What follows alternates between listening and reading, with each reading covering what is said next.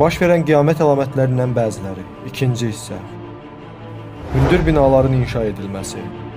Bu hadisələr meydana gəlmədikcə qiyamət qopmayacaq. Yüksək binalar tikməkdə insanlar bir-birləri ilə rəqabətə girəcək. Ən hündür bina eşqi. 1 kilometrlik göydələn. Dünyanın ən hündür binasının açılışı. Rekord qüllənin ünvanı. Dubay. Bugün dünyanın ən hündür binasının açılışı olacaq. Uzun ömürlülərin olması. Onun dövründə uzun ömürlülər olacaq. Dünyanın ən yaşlı insanı 130 yaşına qədəm bastı. İnsan ömrü 120 yıl olacaq. 100 yaşı ötən 2010 insan burada. 113 yaşını qeyd etdi. Yaponiyada 100 yaşını keçənlərin sayı 36 mini keçdi. Saxta peyğəmbərlərin çoxalması. Allahın rəsulu olduğunu iddia edən 30-a yaxın yalançı göndərilmədikcə qiyamət qopmayacaq. Mən Məsihəm deyib 2000 insanı inandırdı.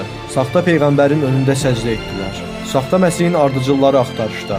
Məsihəm dedi, bütün ölkə inandı. Mən Məsihəm. Böyük sellərin olması.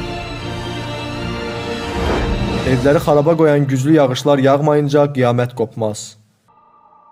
Cənub-Şərqi Asiyada sel fəlakəti. Mega fəlakət. 3000 ev su altında. Sel fəlakəti. 31 ölü. Yağış kəsmir, sel dayanmır. Əsrin ən böyük sel fəlakəti. Böyük şəhərlərin yox olması. Böyük şəhərlər sanki dünən mövcud olmamış kimi məhv olar.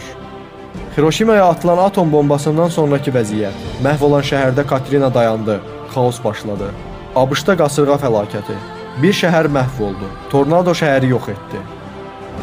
Bütün dünyanı xaos və anarxiyanın bürüməsi.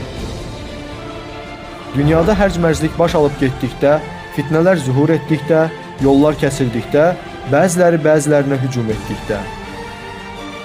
Bir çox məktəbdə şagird terroru var. Qiyamət əlamətləri. Qiyamətə çox az qalıb. Dünya qaynayır. Küçədə cinayət. Vəhşiliklər tükürpəticidir.